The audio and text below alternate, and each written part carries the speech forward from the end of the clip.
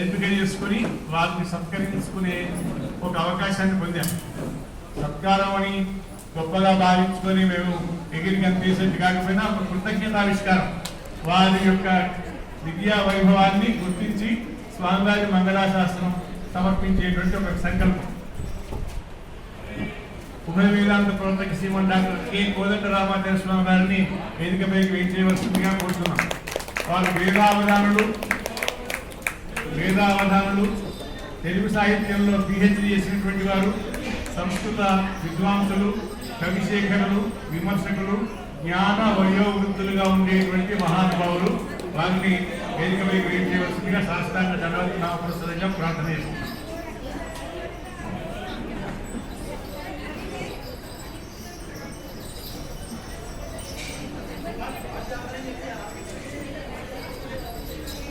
రఘునాథాచార్య స్వామి గారు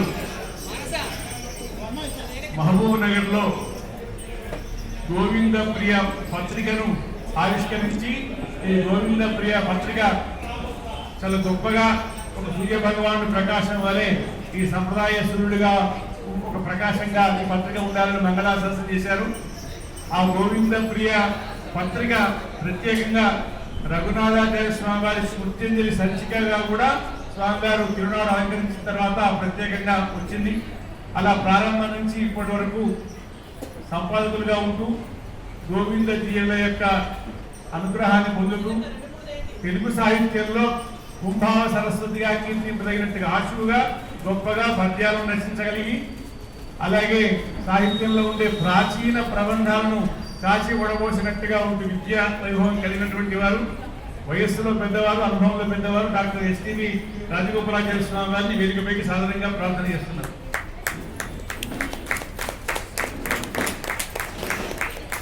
శ్రీమాన్ రఘుపతి గారు రాజగోపాలాచార్య గారికి పుష్పమాలను సమర్పించవలసిందిగా కోరుతున్నాం. శ్రీమాన్ శ్రీకాంత్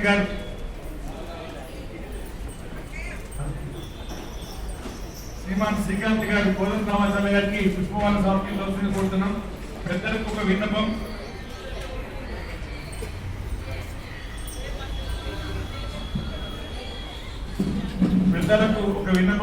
ఈ పుష్పమాలను సభ ఏమన్నలాగా కొంచెం భారాన్ని వహిస్తే ఫోటోకి చాలా వైభవంగా ఉంటుందని పెద్దలకు విన్నపం. ఉభయ వేదాంత ప్రవర్తక శ్రీమాన్ నడాలు శేషాచార్య స్వామి గారు పాల్వంచలో ఉండేటువంటి వెంకటేశ్వర స్వామి సన్నిధిలో ప్రధాన అర్చకులుగా ఉంటూ గీతాభవన్లో అధ్యయనం చేసి వైభవం రామేశ్వరరావు గారి ఆలయాల్లో ప్రధానమైన కైంకర్యాలు నిర్వహిస్తున్న పెద్దలు వారికి పుష్పమాలు సమర్పించవలసిందిగా శ్రీమాన్ అనంత గోపాలకృష్ణ గారిని కోరుతున్నారు.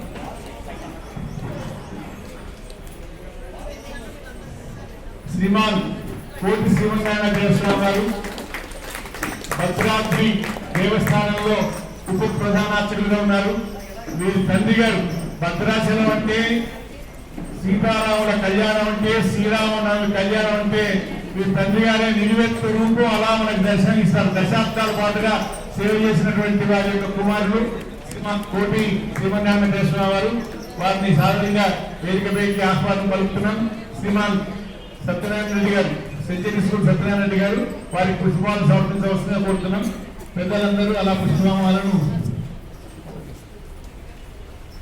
మన హన్మకొండ నగరంలో, హన్మకొండ, వరంగల్, కాజీపేట, త్రినగరిలో చారిత్రాత్మకమైన ఈ త్రినగరిలో ఉన్న అన్ని సంస్థల్లోకెల్లా సాహిత్య సాంస్కృతిక సంస్థల్లో అగ్రగణ్యంగా ఉండేటువంటి సంస్థ సహృదయ సంస్థ.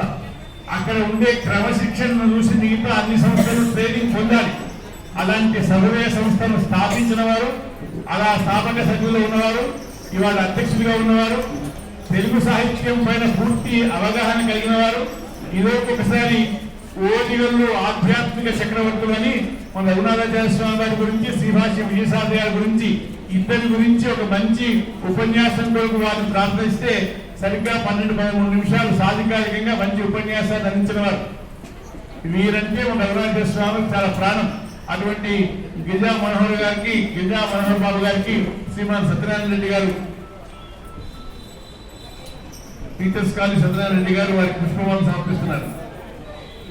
రఘునాథాచార్య స్వామి గారికి దేహ బంధువులుగా ఉన్నవారు, అలాగే లక్ష్మణ చక్రవర్తి గారని వారు తెలుగు విశ్వవిద్యాలయంలో ఉన్నారు. ఇతను ఎవరో తెలుసా? ఇతను మావాడులో రఘునాథ స్వామి అని చెప్పారు.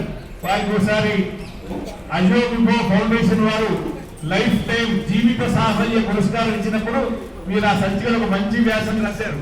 ఈ వ్యాసం బాగుంది అదేనంటే మీరు ఎవరు అనుకున్నావు, వీడు మావాడు అని చెప్పి అలా ప్రేమతో అభిమానంతో ఉన్నారు. ఇవాళ తెలుగు సాహిత్యంలో బాగా రాయగలిగిన పటుత్వం కలిగినటువంటి వారిలో ఒకరు శ్రీమాన్ లక్ష్మణ చక్రవర్తి గారు. వేదికపైకి సాధారణంగా శాస్త్రాన్ని దండవతి ప్రణామపురస్సరంగా ఆహ్వానిస్తున్నాం. వారికి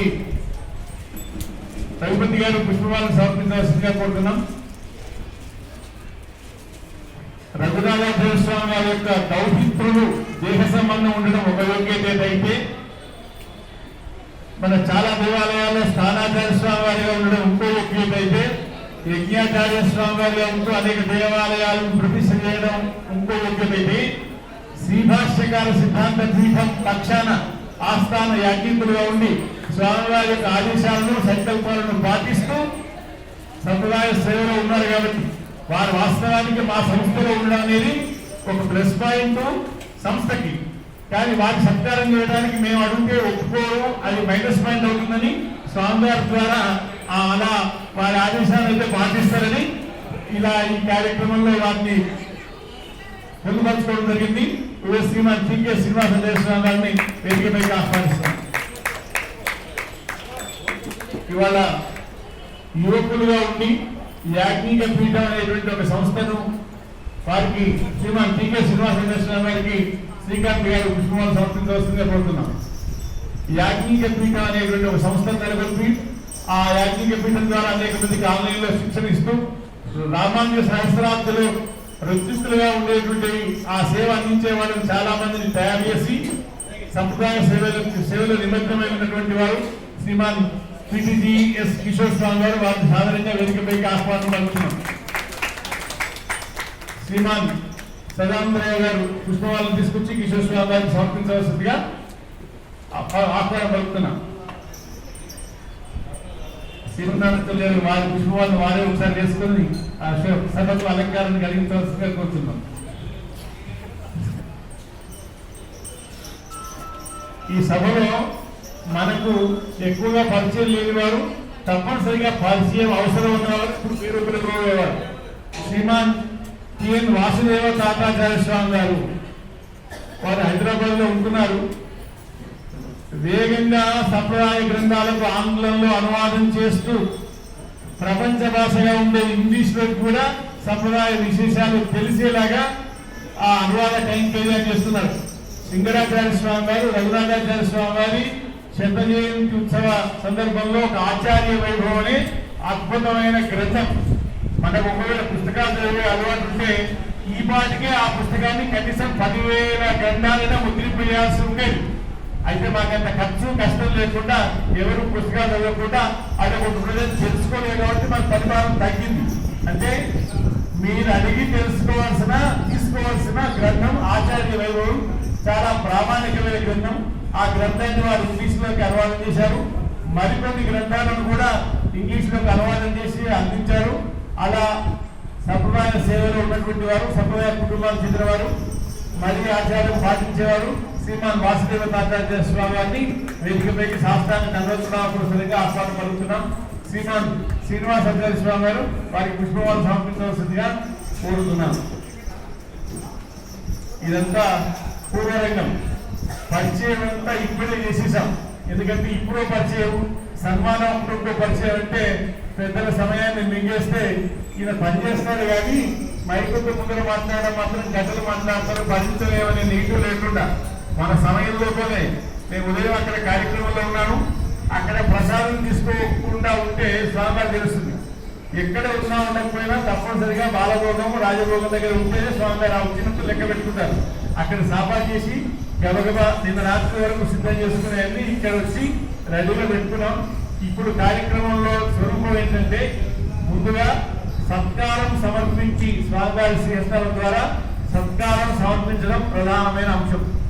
సత్కారం పొందిన వాళ్ళలో బాగా కొన్ని దశాబ్దాల పాటు ఆ సేవలో ఉన్నటువంటి వారు రాజగోపాలాచార్య స్వామి గారు, కోదండరామాచార్య గారికి ఏమో 5 నుంచి 10 నిమిషాల్లోపు సమయం శాస్త్రాంగ దండవత్సరంగా, మిగతా అందరూ మనవాళ్ళు యువకులు కాబట్టి మిగతా అందరికీ 5 నిమిషాలు. అలా అయితేనే మన ఆ సమయం 5:15 కల్లా చివరిలో స్వామివారు మనందరికీ వింటూ ఉండేటువంటి మనకి ఈ సేవ చేస్తున్న పెద్దలకి అందరికీ మంగళాశాసనం చేసి రాబోయే కార్యక్రమాల్లో ఏ విఘ్నం లేకుండా అంతా వైభవంగా జరిగేట్టుగా స్వామివారి మంగళాశాసనంతో కార్యక్రమం పూర్తవుతుంది వారి సత్కారంతో. కాబట్టి దీంట్లో ఎక్కువ అపచారాలే ఉంటాయి, అవన్నీ నా సొంతం. ఎక్కడైనా ఉపచారం కనిపిస్తే మా సంస్థ సభ్యులు అందరూ కలిసి చేసిందే ఉపచారం. ఈ కార్యక్రమం తొందరలో కార్యక్రమాన్ని రూపొందించడంలో ఎక్కడెక్కడ ఏవేవి ఎవరెవరికి సంతృప్తిగా మరిన్ని లెక్క పెట్టడానికి వీలున్న తప్పులు ఉన్నాయో అవన్నీ నా సొంతం. అవన్నీ చేయగాని ఒక మంచి పని పేరు ఎంత జరిగినా మీరందరూ దీంతో పాటు వాటి సైతులు కానీ ముందుగా కోదండరావు